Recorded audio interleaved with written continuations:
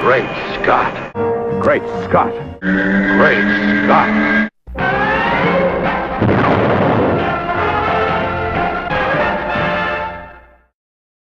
Hello, everyone, and welcome to another edition of Great Scott. I'm Scotty V, and thanks for watching. I bought this new shirt the other day, and it reminded me that I really haven't been... What in the world is that cat doing? I digress.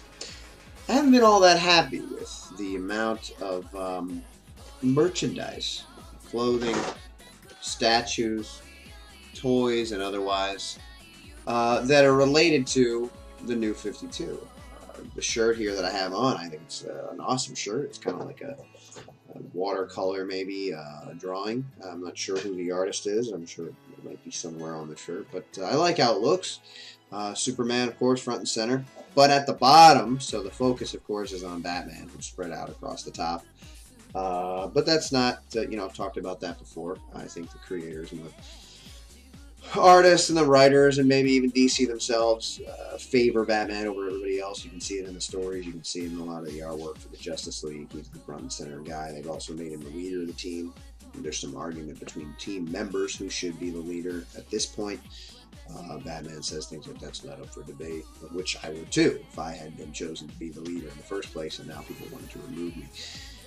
But again, I digress. I bought the shirt because I really like it, but I would also like to see some new 52 stuff. Now, is this indicative of the fact that, as most fans who hated the changes to begin with believe that it's going to go back, revert back to what it used to be once they run out of steam? Or, is this the new continuity for the next 20 years until they reboot again? We've been talking about that for a while. Most of the bitter fans, or the fans who are really upset about the changes, seem to think that it's going to revert back, and that this is not going to stand. Too much Batman, not enough Superman. Who's that? Is that better? I don't mind seeing him. There. And that it's a gimmick, and that they're just using it to try and sell some books, and when they get when they start to die down and they'll go back to normal to try to sell books again.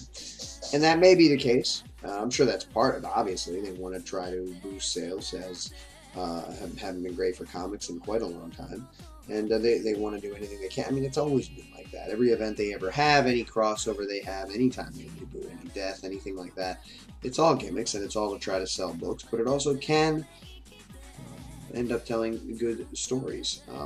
I mentioned on Radio KAL, which also came out this week, that the Wonder Woman thing, the way it came about in Justice League 12, didn't seem particularly authentic, or that it came from a natural place any more than... I guess it, in the story, Wonder Woman seems... she's emotionally distraught. She's had to break it off with Steve Trevor a second time to protect him. Superman feels alone. They both feel alone, so they end up kissing. But I didn't feel like it was like it came from a place of these two characters being attracted to each other before that. It just suddenly was there. And I know they want to do that, and I don't mind, and it makes sense that the two most powerful beings on the planet may be attracted to each other. They have some of the same ideals. They feel the same way about certain things. But I would have liked to have seen some sort of attraction, flirtation, togetherness before that, before they decided to suddenly kiss, because now it just kind of looks like, well, you're my rebound guy because Steve Trevor can't be with me, and I'm going to kiss you now. But, the story will develop. We'll see how it goes. But, again, I need to digress because I'm off topic.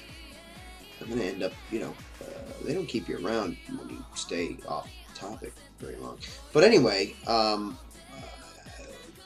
like the idea of changing costumes sometimes. Not huge changes, not Superman electric, although I thought it was good for a storyline. We all knew it was going to go back, even though they were saying at the time that it's the new Superman and that he's never going to go back to the old clothing. I like it. A change every once in a while, shake it up a little bit, makes it interesting. And the new costume is not that different. When I was younger, my friends and I used to play, dice and paper games, and one of them was Marvel superheroes.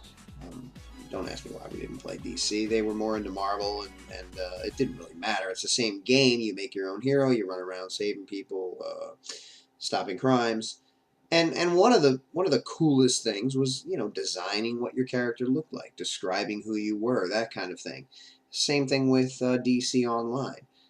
One of the most you know detailed parts of the game is how many changes you can make to your uniform and what your powers look like, and I think that part of the fun of the game then is seeing that in action, and you can change it later, you can change it. I understand traditional, and I understand that Superman's a symbol and that he should look a certain way, and that's why the new 52 doesn't bother me that much, because it's really still evident that it's clearly the same Superman and pretty close to the same uniform.